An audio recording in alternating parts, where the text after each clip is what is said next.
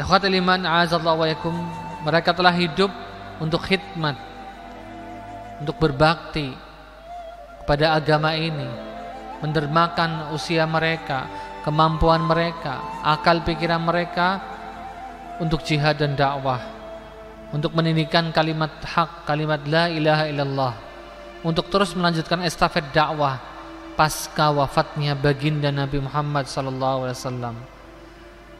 Ikhwatul iman a'azallahu alaikum, mereka lah manusia yang sangat berharap keridhaan Allah. Mereka lah manusia yang mengorbankan segala kenyamanan hidup mereka demi meraih surga, demi izzahnya agama Islam, dan demi mendapatkan dan selalu hidup di bawah keridhaan Allah Subhanahu wa taala. Ikhwatul iman a'azallahu wa yakum. Nah, malam hari ini kita akan fokus ke salah satu tokoh kita yang sangat inspirator ya. Beliau adalah Uqbah bin Nafi' bin Abdul Qais Al-Fihri. Beliau terlahir setahun sebelum hijrah. Jadi kalau secara tahun lahir beliau seorang sahabat, tapi kan hanya bertemu dengan Rasulullah sampai usia 10 tahun atau mungkin 11 tahun maksimal. 10 tahun setelah Rasulullah di Madinah meninggal dunia. Jadi beliau walaupun bertemu dengan Nabi, tapi ya mungkin gak bertemu langsung, atau bertemu langsung namanya anak kecil belum begitu ngeh gitu ya. Sedangkan ayahnya Nafi' bin Abdul Qais Al-Fihri sudah lama masuk Islam, sehingga dia terlahir di keluarga muslim. Berbeda dengan kisah-kisah para sahabat yang sudah banyak kemarin kita kisahkan, kebanyakan dari mereka terlahir dari keluarga pagan atau agama lain ya, yang mereka akhirnya memeluk agama Islam dengan berbagai kisah yang berbeda-beda dan cara berbeda-beda mendapatkan hidayah dari Allah Subhanahu wa taala. Dan sedangkan Uqbah bin Nafi' ini, beliau sudah terlahir dari keluarga yang muslim dari lahir, sehingga beliau terdidik dengan pendidikan yang sangat luar biasa. Singkat cerita, setelah Rasulullah SAW wafat, maka digantikan posisinya Abu Bakar As-Siddiq.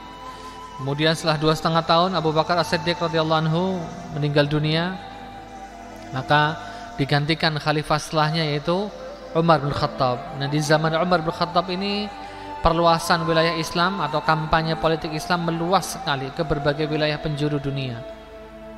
Salah satunya adalah wilayah Syam, Asia Tengah, dan Afrika Utara. Nah, di era ini juga pada tahun 20 Hijriah, Mesir berhasil digabungkan menjadi wilayah Islam, dan salah satu komando pemimpinnya adalah dalam ekspedisi ini salah seorang sahabat yang bernama Amr ibn al-As. Termasuk di rombongan yang membuka wilayah Mesir, yang menaklukkan wilayah Mesir, di situ ada Uqbah bin Nafi' dan ayahnya, ya, Nafi' bin Abdul Qais Al-Fihri. Jadi bapak sama anak ikut-ikut turut serta di pasukan yang membuka wilayah baru untuk kaum muslimin, yaitu wilayah Mesir. Nah, ikhwatul iman a'azallahu wa yakum, singkat cerita perluasan berlanjut sampai perbatasan Tunis. Sampai Tunis, Amr bin As kembali ke Mesir, menjabat sebagai gubernur Mesir. Namun sebelum kembali ke Mesir, beliau mengangkat Uqbah bin Nafi', yang saat itu ada orang lebih tua dari Uqbah bin Nafi', ada senior sahabat juga di situ. Tapi Amr bin As melihat kecerdasan, ketangkasan, dan kepiawaian militernya Uqbah bin Nafi' ini luar biasa, tidak dimiliki oleh orang lain. Udah kelihatan sejak muda, sehingga tak ragu Amr bin As selaku gubernur Mesir mengangkat Uqbah bin Nafi' menjadi wali atau wali kota gitu ya, di wilayah barat Afrika Utara.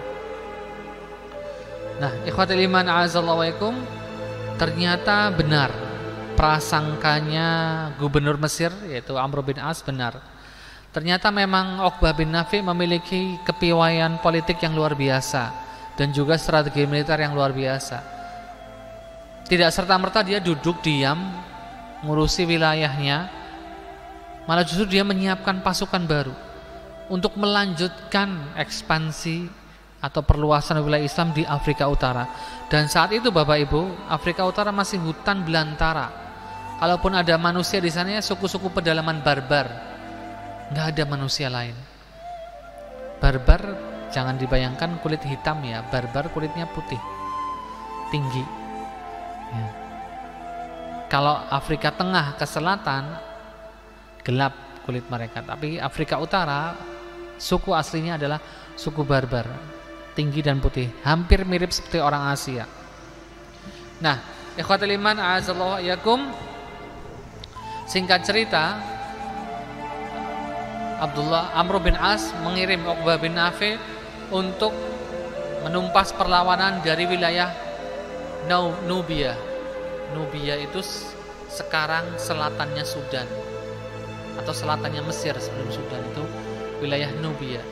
Di situ ada semacam pemberontakan, sehingga Amr bin As mengirim pasukan khusus untuk memadamkan pemberontakan ini, dan diangkatlah pemimpin pasukan ini Uqbah bin Nafi. Dan berhasil dengan cepat dan lancar. Semua masyarakat terkagum pada dirinya, termasuk masyarakat setempat dan kaum muslimin yang ada di situ. Ikhwatul iman a'azallahu wa yakum, beliau terkenal dengan taktik gerilyanya atau serangan mendadak, dan beliau suka mengubah strategi-strategi militer. Walaupun Afrika Utara bagi kaum muslim itu wilayah baru, tapi mereka cepat menguasai, cepat bisa beradaptasi, karena mereka tahu suku barbar merupakan suku yang juga jago perang, nggak mengenal lelah dan terus berjuang. Mereka berjuangnya penuh kebiadaban ya, berbeda dengan kaum muslimin, ada aturannya. Ikhwatul iman a'azallahu wa yakum, setelah wilayah Nauba atau Nubia sudah bisa dipadamkan pemberontakannya oleh Uqbah bin Nafi, kembali ke misi utamanya. Dia ingin memperluas wilayah Islam di Afrika Utara, hingga beliau menjadi panglima besar di wilayah Afrika Utara. Ikhwatul iman a'azallahu wa yakum, beliau bukan hanya menyiapkan pasukan, tapi juga mempersiapkan benteng-benteng di kota-kota baru yang dia didirikan, supaya melindungi masyarakat dan kaum muslimin yang ada di situ. Bapak Ibu yang dirahmati Allah Subhanahu wa taala, berbeda. Pasukan salib Eropa ketika masuk ke wilayah baru, mereka akan memperbudak manusia.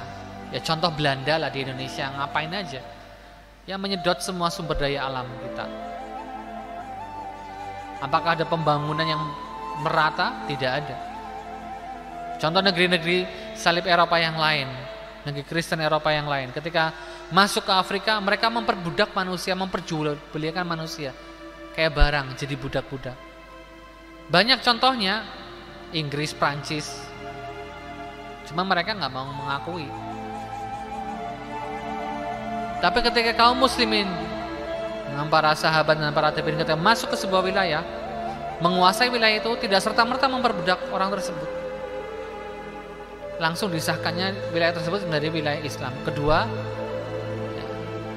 bagi orang yang bukan muslim wajib membayar jizyah, semacam kayak denda untuk tetap tinggal aman di negara Islam.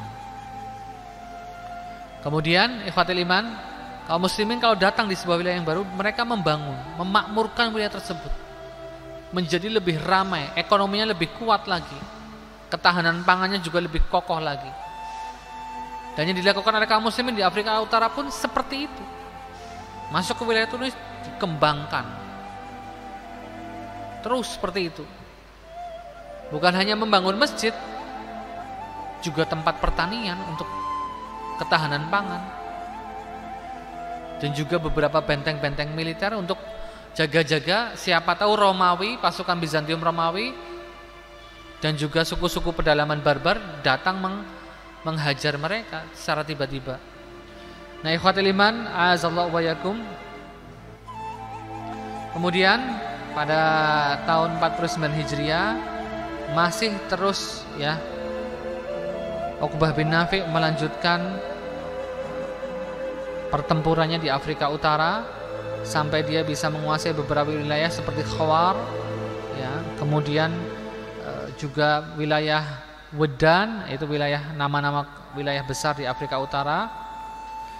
Nah, ikhwatul iman a'azallahu wa yakum. Nah, kemudian juga setelahnya Uqbah bin Nafi' membersihkan beberapa wilayah yang dianggap ini berpotensi besar akan timbul pemberontakan, dari Mesir sampai ke wilayah barat Afrika Utara, termasuk Tunisia. Dan yang paling dirasakan masyarakat setempat dan kaum muslimin adalah para perompak itu dibersihkan. Perompak itu ya kayak tukang begal, cuman banyak orangnya dan bersenjata. Kalau tukang begal ngambil barangnya, orangnya ditinggal ya. Kalau perompak itu orangnya dihabisin, barangnya diambil.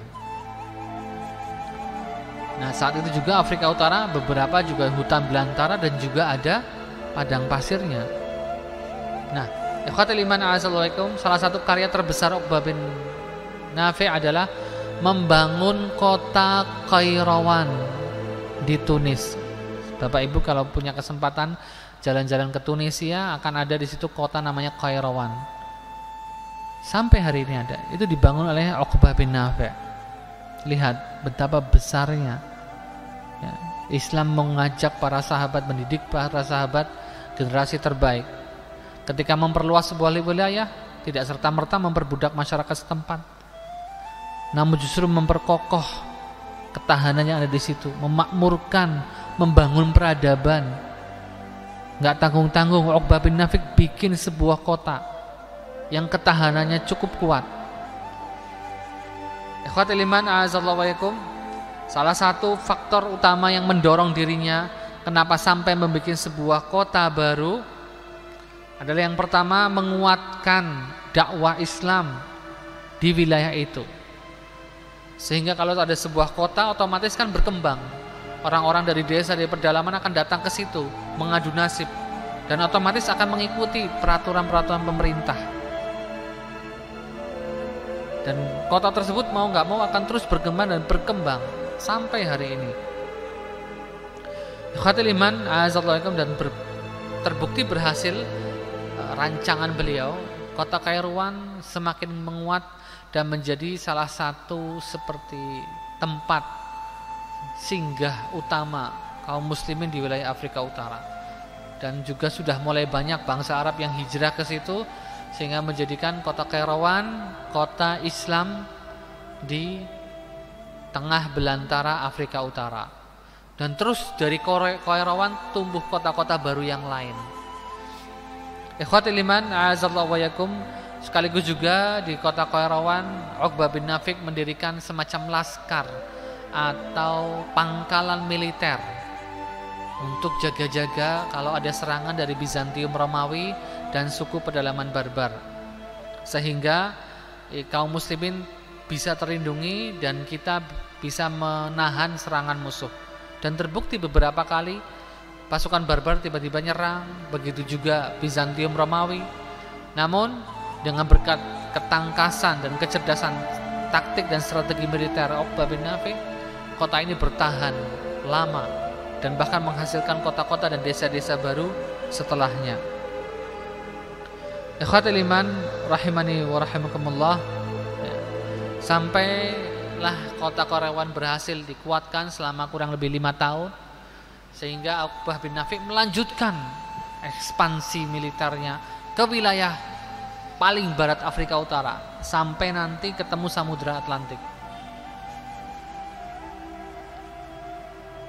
Dan ketika mau lanjut, beberapa teman-temannya yang juga sahabat Nabi, sebagian lagi juga para tabi'in, saat itu dia nggak banyak, nggak lebih dari 100 orang.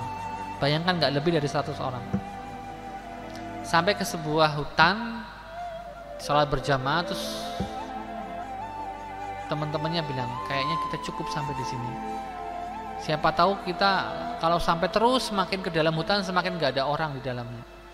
Kata Uqbah bin Nafi, ya nggak apa-apa, kita bangun kota-kota di dalam hutan ini. Kita bangun untuk markas dakwah, mendakwahi manusia-manusia di wilayah di pedalaman hutan, suku-suku yang masih ada di situ.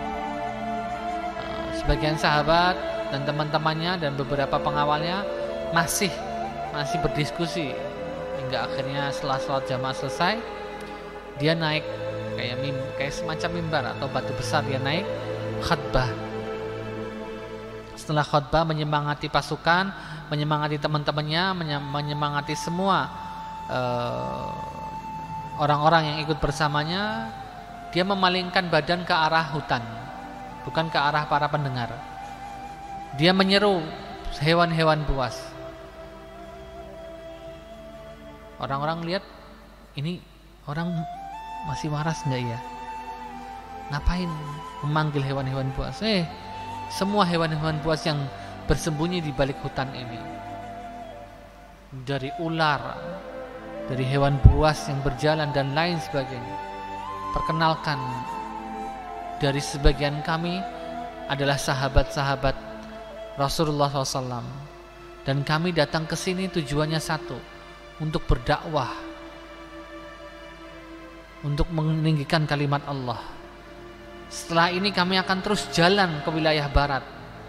Jadi kalau ada di antara kalian kami dapatin, maka jangan salahkan kami ketika kami membunuh kalian.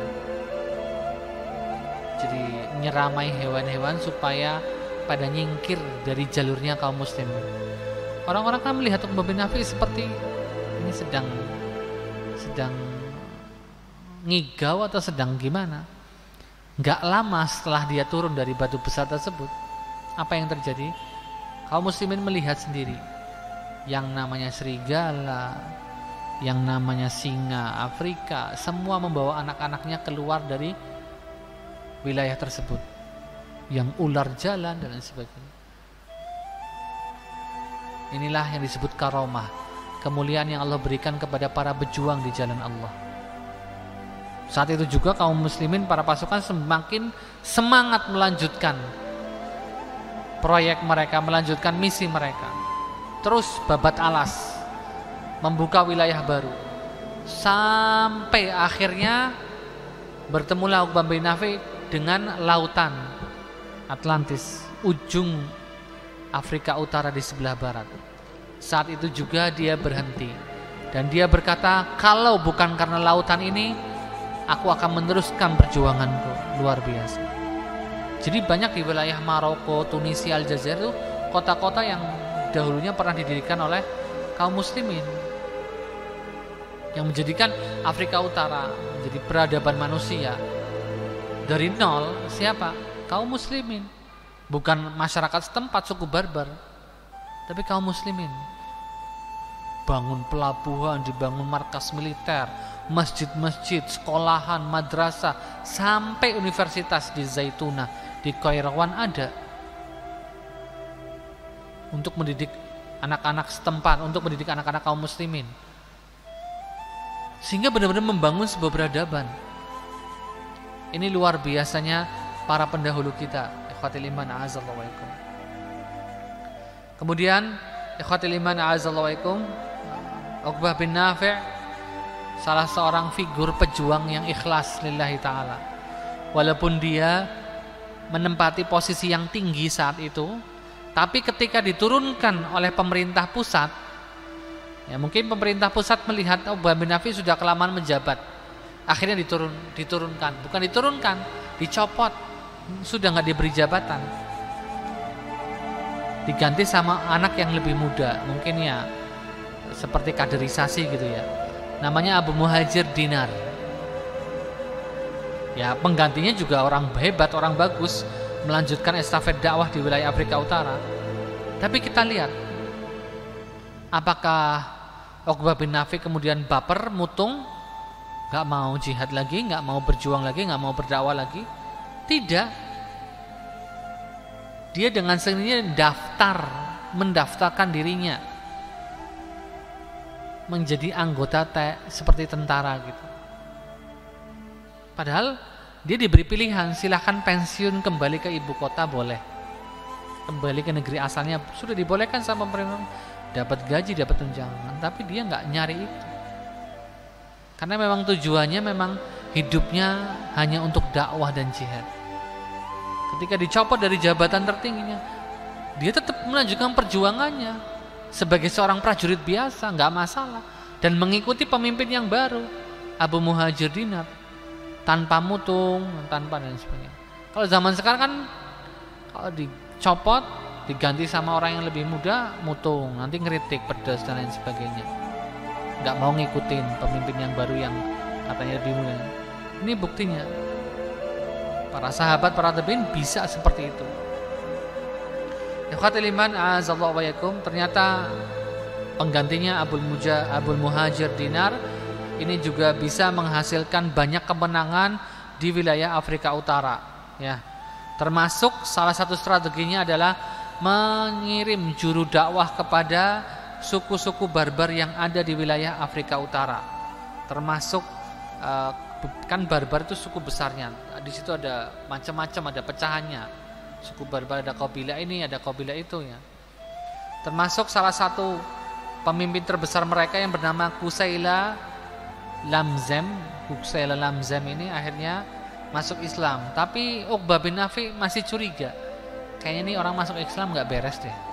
Tujuannya biar aman, dapat jabatan dari pemerintah. Akhirnya dicek ulang lagi sama Uqbah bin Nafi. Karena tadinya dia beragama Nasrani dan dia memiliki ribuan followers, ya. Akhwatul iman rahimani wa rahimakumullah. Ternyata enggak lama Abul Muhajir Dinar juga digantikan oleh siapa? Oleh orang lain. Kemudian dia juga ikut berjuang bersama Uqbah bin Nafi. Namun ternyata karena sudah sampai wilayah yang paling barat, akhirnya perluasan ke wilayah agak ke bawah ke selatan, yang sekarang kayak daerah Mauritania, Maroko gitu, ya. Daerah situ. Lanjutlah pasukan. Dua-duanya memimpin, Uqbah bin Nafi dan Abul Muhajir Dinar. Dan ternyata ikhwatul iman a'azallahu wa yakum, kembali lagi Uqbah bin Nafi menoreh prestasi-prestasi yang luar biasa, ya. Sampai ke daerah namanya Tanja, sebuah wilayah besar di daerah Maroko sekarang, ya. Termasuk para pemimpin suku barbar banyak yang masuk Islam saat itu. Nah, ikhwatul iman rahimani wa rahimakumullah, ketika kemenangan yang begitu luar biasa, ternyata Allah saat itu memberikan ujian seperti badai yang datang tiba-tiba di tengah siang bolong. Saat itu Uqbah bin Nafi bersama Abul Muhajir Dinar dan sebagian kecil pasukan berangkat dari kota Kairawan, ya, menuju ke wilayah, mau ke pedalaman Afrika, termasuk di kota Tilmisan, ya, dan kota-kota lain, ya. Ternyata ikhwatul iman a'azallahu wa yakum, sampailah di sebuah tempat namanya Zab atau Zeb, ya. Di situ wilayah beberapa desa di situ ada di situ, dan ternyata Bizantium Romawi tahu bahwasannya Uqbah bin Nafi dan Abul Muhajir Dinar ini berangkat dengan ekspedisi yang sangat sedikit pengawalnya. Kesempatan Romawi sudah sangat geram sama umat Islam, susah dikalahkan, tapi malah terus menang dan terus memperluas wilayah di Afrika Utara. Romawi mencari kesempatan untuk membunuh Uqbah bin Nafi, dan mereka melihat ini waktu yang tepat. Nah, saat itu juga Bapak Ibu dirahmati Allah Subhanahu wa taala, Uqbah bin Nafi bersama Abul Muhajir Dinar hanya membawa sedikit pasukan, mungkin 100, 200, 300 lah paling banyak. Tapi Romawi 1.500 lebih pasukan dengan perlengkapan yang sangat-sangat komplit. Akhirnya Uqbah bin Nafi radhiyallahu anhu berkhutbah, ayuhan nas, inna asyrafakum wa khiyarakum alladzi radiyallahu rasulahu bay'ata ridwan. Orang yang paling mulia adalah para sahabat Rasulullah, di mana mereka telah membaiat Rasulullah, di mana mereka telah berjuang bersama Rasulullah dengan penuh kesetiaan. Wahai sekalian manusia, kalian mau enggak menyusul para sahabat mendapatkan kemuliaan ini? Pastilah kalian mau. Maka juallah diri kalian dan nyawa kalian kepada Allah dengan harga surga. Artinya mengajak perang sampai mati. Dan apakah pasukannya ada yang mikir, lebih baik kita nyerah aja, atau kita kabur lewat pedalaman hutan, jangan mau perang sama Romawi yang sejelas lebih banyak. Semuanya siap berjuang bersama pemimpin mereka, Uqbah bin Nafi.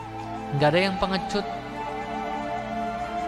nggak ada yang takut mati, malah menunggu waktu mereka mati syahid. Mereka telah merindukan surga. Ikhwatul iman, azallahu wa yakum. Allah Subhanahu wa taala, ini salah satu khutbahnya Uqbah bin Nafi, wa rabbukum la yusallimukum falquhum biqulubin shadiqah. Maka hadapilah musuh dengan hati yang bersih, hati yang jujur, benar-benar mengharap keridhaan Allah. Maka niscaya kita akan mendapatkan apa yang kita inginkan. Setelah ini semua pasukan bersiap. Ya memang secara hitungan kalkulator ini enggak sepadan lah. Ini pembantaian namanya. Bukan perang, bukan duel yang sebanding, enggak. Ibaratnya 1 banding 30, Pak. 1 orang lawan 30. Lebih malah. Itu perbandingannya pasukan saat itu. Nah, ikhwatul iman, azallahu wa yakum, saat itu pasukan musuh dipimpin oleh Julian. Julian sudah pernah bilang, gimana kamu mau perang sama kita atau mau perang sama suku pedalaman? Kalau sama suku pedalaman berarti sekarang kalian mundur dari sini dan melepas beberapa wilayah yang sudah kalian kuasai. Terus kata Uqbah bin Nafi, kita nggak akan mundur, justru kita akan melawan kalian. Apa yang terjadi? Bapak Ibu rahmati Allah Subhanahu wa taala, luar biasa ya. Mereka bertempur mati-matian sampai semuanya gugur di medan perang, termasuk Uqbah bin Nafi dan Abul Muhajir Dinar. Sekarang makam mereka ada di wilayah Aljazair, di negara Algeria, di kota namanya Sidi Uqbah. Di situ ada makamnya para pejuang Islam yang saat itu diserbu habis-habisan sama tentara Romawi. Ikhwatul iman, azallahu wa yakum, itu gambaran singkat bagaimana Uqbah bin Nafi itu memenangkan pertempuran yang bertubi-tubi di Afrika Utara. Beliau meninggal dunia di usia 63 tahun. Ada yang bilang 62 tahun. Wallahu a'lam bishawab. Dan setelah beliau meninggal, apakah kemudian kaum muslimin kabur dari Afrika Utara? Tidak. Mereka sudah menjadikan tempat itu sebagai kampungnya mereka, kampung baru mereka. Ya gugur 1 tumbuh 1000. Benar-benar tumbuh 1000. Dan kita lihat sekarang Afrika Utara menjadi tempat negara-negara yang mayoritas Muslim. Ini salah satu berkat perjuangan para tabi'in dan sebagian sahabat Nabi Muhammad sallallahu alaihi wasallam. Itu kejadiannya tahun 63 Hijriah. Berarti beliau meninggal pada usia berapa? Kalau sudah 63 tahun berarti ditambah 1 tahun ya. Kan setahun sebelum hijrah dilahirkan. Berarti beliau meninggal di usia 64 tahun. Bapak Ibu yang dirahmati Allah Subhanahu wa taala, para ahli sejarah dengan sangat objektif, baik yang muslim maupun yang kafir, mengatakan bahwasanya figurnya Uqbah bin Nafi ini figur yang sangat langka. Muda, tangkas, kepiawaiannya dalam dunia militer strategi taktik perang luar biasa. Kalau ada di zamannya 10 saja, mungkin Islam sudah menyebar ke berbagai wilayah penjuru dunia. Ikhwatul iman, a'azallahu wa yakum, itulah potret singkat sahabat kita Uqbah bin Nafi' radhiyallahu anhu, yang dimana mungkin banyak orang yang belum kenal dengan beliau, tapi memang beliau sudah dikenal oleh para sejarawan. Ikhwatul iman, a'azallahu wa yakum. Dan setelah kematian Uqbah bin Nafi' ini, Afrika Utara semakin kuat keislamannya dan semakin meluas negara-negaranya sampai zaman Kesultanan Turki Utsmani itu masih ada. Dan Bapak Ibu yang dirahmati Allah Subhanahu wa taala, Al-Kisah yang tadinya suku barbar memerangi orang Islam, benci kepada orang Islam, lambat laun mereka tahu bahwasanya agama Islam agama yang benar. Mereka melihat akhlaknya kaum muslimin yang begitu luar biasa. Akhirnya banyak dari kalangan barbar masuk Islam. Setelah 1 abad dari kematiannya Uqbah bin Nafi', 99% suku barbar sudah beragama Islam. Dan bukan cuma sekedar sebagai mu'alaf, tapi mereka melanjutkan perjuangannya Uqbah, berdakwah, berjihad. Dan yang membantu kaum muslimin membuka wilayah Spanyol kan kebanyakan dari suku barbar. Karena kalau mengambil pasukan dari Jazirah Arab terlalu jauh, maka datang bala bantuan dari Afrika Utara, dan mayoritas suku barbar yang sudah menjadi seorang muslim, sudah menjadi banyak dari mereka sekolah hafidz Quran, dai, ustaz ya. Dan mereka berbalik arah, malah justru berjuang untuk Islam sampai memperluas wilayah Islam di wilayah Eropa yang sekarang menjadi Spanyol dan Portugal. Kalau dalam bahasa sejarah itu dikenal sebagai wilayah Andalusia. Ya, mungkin dalam kesempatan lain waktu kita akan menjelaskan wilayah Andalusia. Baik, sebentar lagi waktu waktu azan Isya. Silakan, ada yang ingin bertanya tentang sejarah Uqbah bin Nafi' atau tentang sejarah sahabat yang lain, atau kritikan atau masukan sebelum kami lanjutkan ke kesimpulan.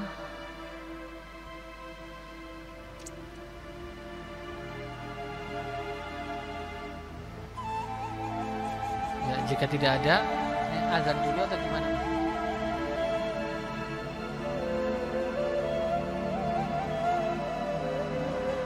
Ya, silakan muazin yang bertugas untuk azan terlebih dahulu.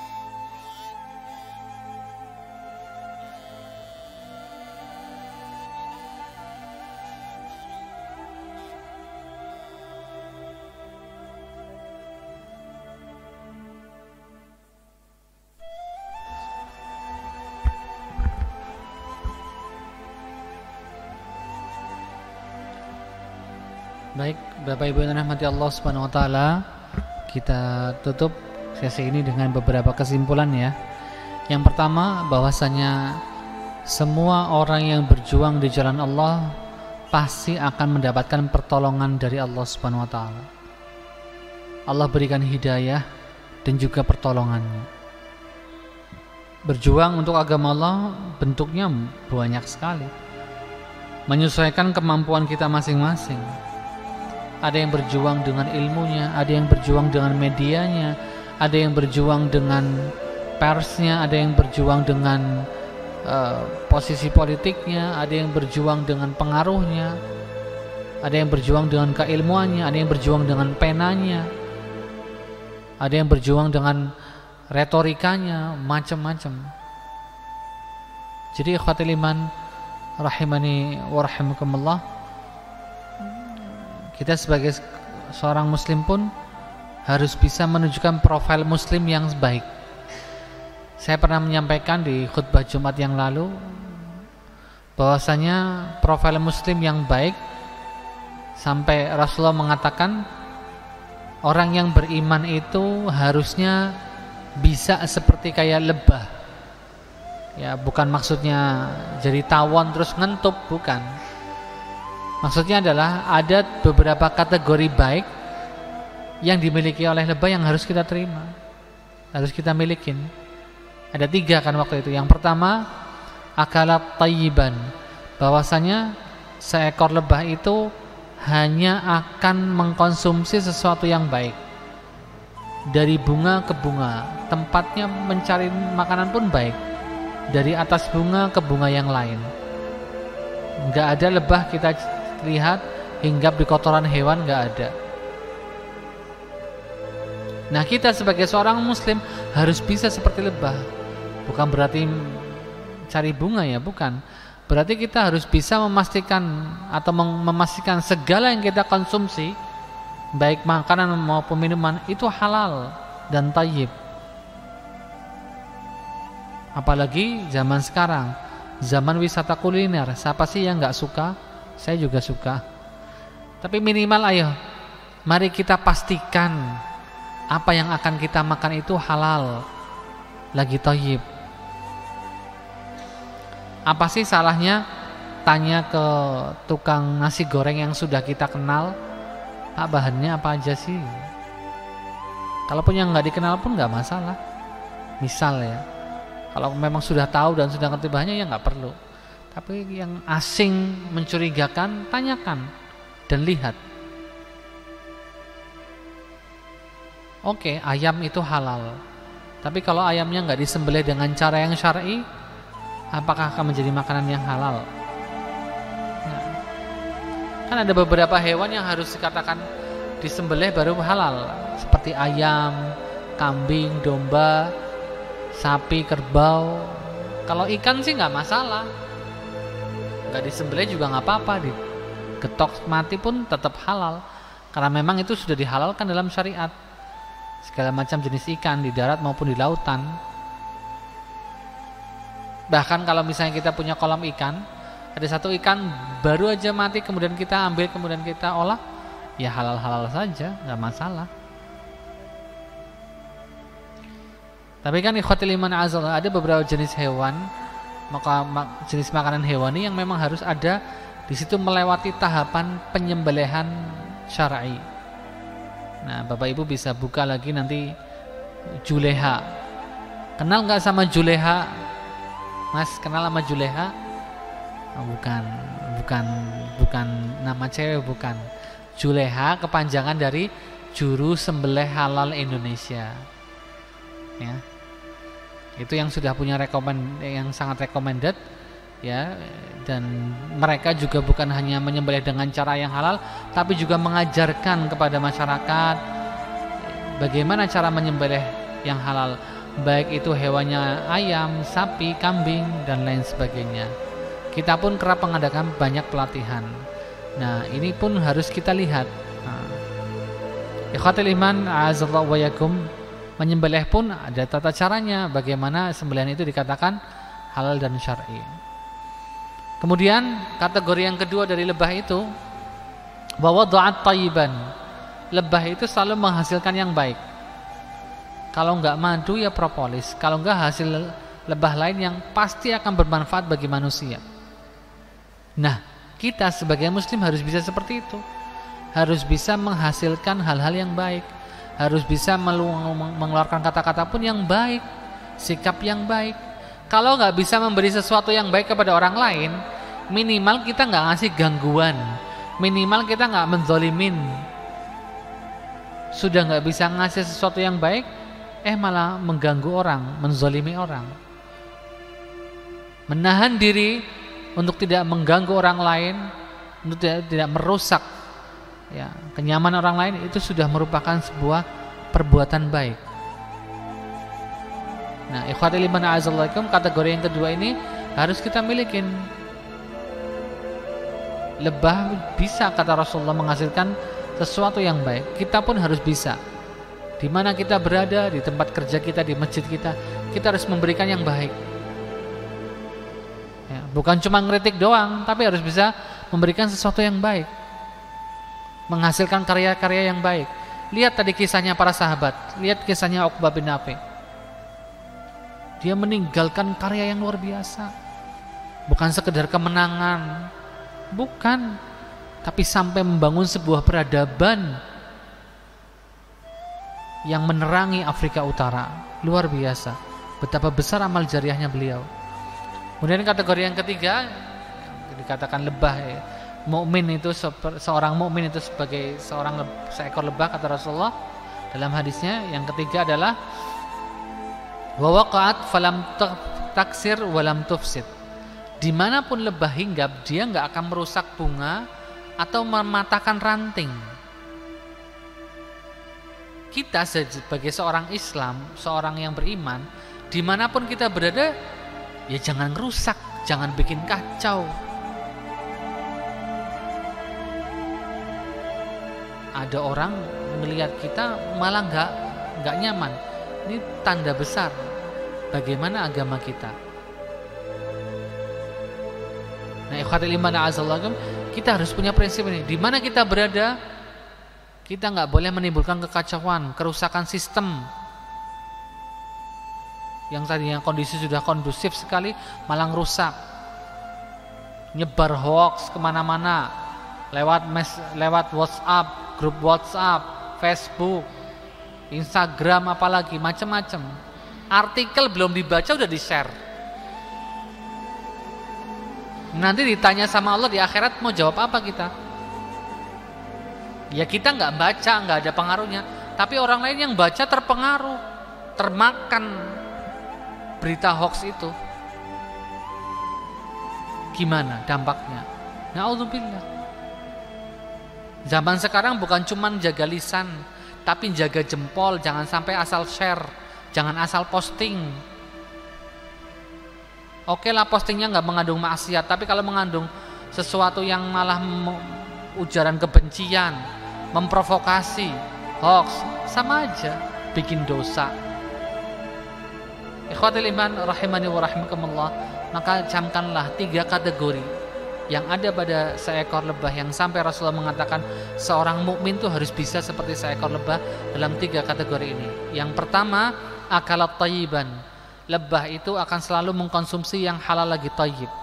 Maka pastikanlah apa yang kita minum, apa yang kita makan sudah jelas kehalalannya. Yang kedua, ya, wa wada'at thayyiban. Lebah akan selalu menghasilkan yang baik dan lebih baik lagi.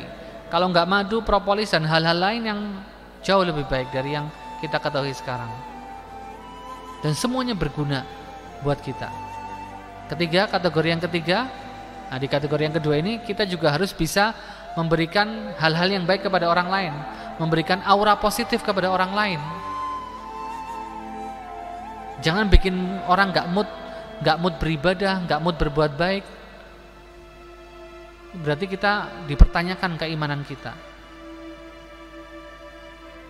Ikhwatul iman a'azallakum. Kemudian yang ketiga, kategori yang terakhir tadi saya ulangi lagi, bahwasanya seekor lebah itu dimanapun berada tidak akan merusak, nggak akan bikin kacau. Buktinya dia hinggap dari bunga ke bunga lain, bunganya nggak dirusak, rantingnya nggak patah. Kita pun sebagai seorang muslim yang beriman, dimanapun kita berada, di masjid ya kita makmurkan masjid. Ada yang kurang kita lengkapin. Jangan malah bikin gaduh, bikin ribut. Ada yang salah dengan takmir, ya kasih kritik yang sopan. Rata-rata kan masyarakat gak cocok sama masjid ini. Masjidnya kok kayak gini sih, gimana? Hanya berbicara dan bikin gaduh di belakang, tapi tidak memberikan kritikan yang baik. Di lingkungan keluarga pun kita harus seperti itu. Keberadaan kita bikin nyaman orang lain, bukan malah sebaliknya. Kalau sebaliknya, perlu kita perbaiki hubungan kita dengan Allah, perlu perbaiki ibadah kita, akhlak kita, bahkan akidah kita. Wallahu a'lam bishawab. Semoga bermanfaat dan bisa menjadi motivasi baru bagi kita semuanya. Aqulu qouli hadza wa astaghfirullah li wa lakum. Marilah kita tutup pertemuan malam hari ini dengan bacaan hamdalah dan doa kafaratul majlis. Alhamdulillahirabbil alamin. Wassalamualaikum warahmatullahi wabarakatuh.